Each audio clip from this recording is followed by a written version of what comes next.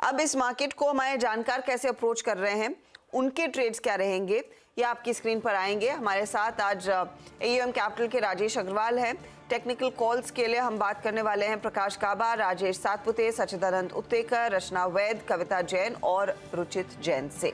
सचिदानंद, आपकी अप्रोच क्या है मार्केट में जो पूरा आज माहौल बिगड़ा हुआ है?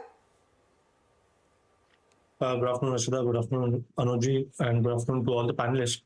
मुझे लग रहा है यहाँ पर जिस तरीके से एक प्रॉफिट बुकिंग या सेलिंग हुई है, मुझे लग रहा है 22,380 से 400 के आसपास एक कमेंडेबल सपोर्ट है। एंड इमीडिएट बेसिस पे तो मुझे लग रहा है यहाँ से एक अच्छी रिकवरी ही बननी चाहिए। तो कहीं जाकर आज की दिन की कंक्लूजन मुझे लग रहा है रेंज होगी लगभग अराउंड 22,460 से लेके 22,500। तो मुझे लग रहा है एक अच्छी रिकवरी यहाँ पर नजर आ सकती है in the final half. And उसी लिहाज से बजाज फाइनेंस का काउंटर में यहाँ पर लॉन्ग्स रेकमेंड कर रहा हूँ। एक अच्छे गैप अप ओपनिंग के बाद एक अच्छी करेक्टिव यहाँ पर नजर आई है। यानी करेक्शन में जो सुबह का जो गैप था वो इसने काफी अच्छी तरह फिल कर दिया है। अपने 200 डे एक्सपोनेंशियल मूविंग एवरेज के आसपास एक फ्रेश बेस बनाने का प्रयास कर रहा है। तो मुझे लग रहा है यहाँ पर 7030 के स्टॉप लॉस के साथ कुछ लॉन्ग्स अग्रेसिवली डिप्लॉय किए जा सकते हैं। 1 से 2 दिनों में मुझे लग रहा है अच्छी एक रिकवरी बन सकती है काउंटर में 7240 के टारगेट के लिए। तो खरीदारी करनी है बजाज फाइनेंस के फ्यूचर्स में। बजाज फाइनेंस के फ्यूचर्स में करनी है खरीदारी। ये हो गई सचिन की कॉल। सचिन, टेक्निकली क्या व्यू बनेगा ग्रासिम पर?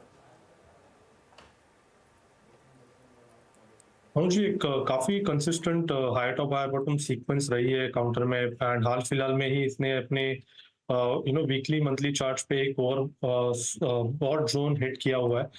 थोड़ा से अपने शॉर्ट टर्म एवरेजेस से दूर है, तो इसलिए मुझे लग रहा है यहाँ पर मोमेंटम इमीडिएटली चेस करने की सलाह नहीं होगी। ऑन द कॉन्ट्ररी, जिस तरीके से यहाँ पर एक फर्दर बेस एलिवेट हुआ है 2400 के आसपास, तो मुझे लग रहा है अगर पुल बैक मिलता है तो जरूर खरीदारी की जा सकती है। बट एग्जिस्टिंग अगर किसी की लॉन्ग पोजीशन है तो मुझे लग रहा है थोड़ा सा मुनाफा यहाँ पे बांधना चाहिए एंड ऑन अ डिक्लाइन वापस री एंटर करना चाहिए। ओके, अच्छा, अब मैं एक चीज़ थोड़ी सी डिस्कस करना चाहता हूँ हर्षदा। बहुत लोग ये पूछ रहे हैं कि अच्छा, अब मैंने 22,600 की कॉल ले ली। एक तो आप स्क्रीन पर रखिएगा इस समय जहां पर वायदे में कुछ कुछ मुनाफा वसूली और बढ़ने लगी है। रियल एस्टेट स्टॉक्स में आप देखिए, दोपहर तक डीएलएफ कमजोर पड़ रहा था, ओबरॉय रियल्टी अब दबाव के घेरे में आता हुआ, गोदरेज प्रॉपर्टीज थोड़ा सा होल्ड आउट कर रहा है। लेकिन इन दोनों ही ट्रेड्स में सचिदानंद, ओबरॉय या डीएलएफ, क्या मंदी के दरवाजे खुल रहे हैं या फिर अभी भी स्कोप है वो तेजी में पोजीशन बनाए रखने का? आई थिंक दोनों स्टॉक्स में काफी समय से थोड़ी सी डिस्ट्रीब्यूशन के ही सिग्नल्स आ रहे हैं। बट अगर हम इमीडिएट ट्रेडिंग के लिहाज से देखें तो आई थिंक ओवरहेड का जिस तरीके से पैटर्न फॉर्मेशन है, एक डार्क क्लाउड कवर फॉर्मेशन है, तो ये क्लियर कट संकेत है यहाँ से और भी गिरावट के। तो मुझे लग रहा है यहाँ पर थोड़ा सा सतर्क रहना चाहिए। ऑन द लोअर साइड एक मीनिंगफुल सपोर्ट अभी यहाँ से लगभग अराउंड 14-15 के आसपास ही प्लेस्ड है। तो मुझे लग रहा है यहाँ पर फ्रेश शॉर्ट पोजीशंस डिप्लॉय किए जा सकते हैं on a pull back up to 1500। Stop loss आपको 1505 के आसपास लगाना है on a daily closing basis. Okay, चलिए, तो ये इस समय ओबरॉय रियल्टी ये कुछ और ट्रेड्स आपके लिए। तो सचिन, बताइए सस्ता ऑप्शन ट्रेड।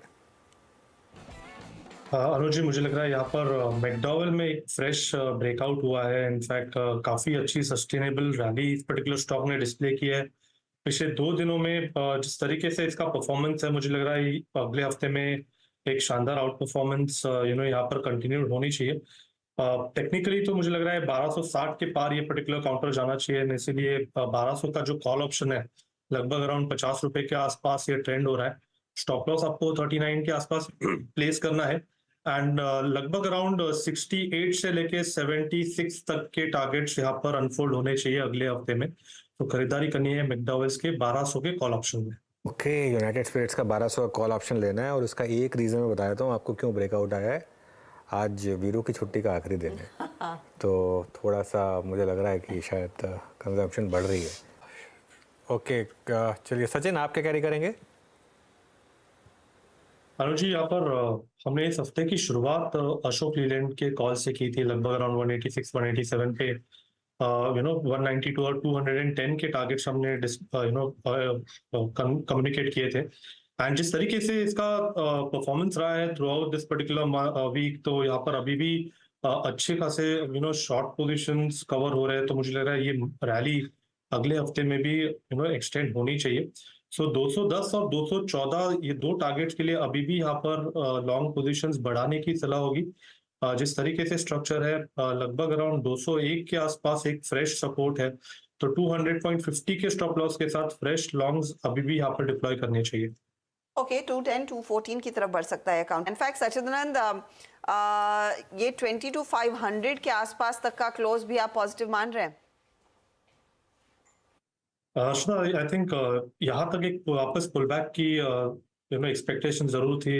लगभग 22,300 350 के आसपास का बेस काफी सेफ बेस नजर आ रहा था। बट वीकली चार्ट पे एक स्पिनिंग टॉप बनना थोड़ा सा इनडिसाइसिवनेस ही दर्शाता है। मुझे लग रहा है इम्पोर्टेंट होगा कि अगले हफ्ते की शुरुआत भी थोड़ी सी दमदार हो। अगर 22,600 के ऊपर की गैप अप ओपनिंग होगी तो आई थिंक काफी क्लियरली हम 23,000 के आसपास ट्रेंड करेंगे। अदरवाइज थोड़ा सा मुझे लग रहा है ये डिफिकल्ट हफ्ता रह सकता है। एंड एक ब्रॉड रेंज ऑस्किलेशन मोड में आई थिंक निफ्टी अपनी चाल कंटिन्यू करे।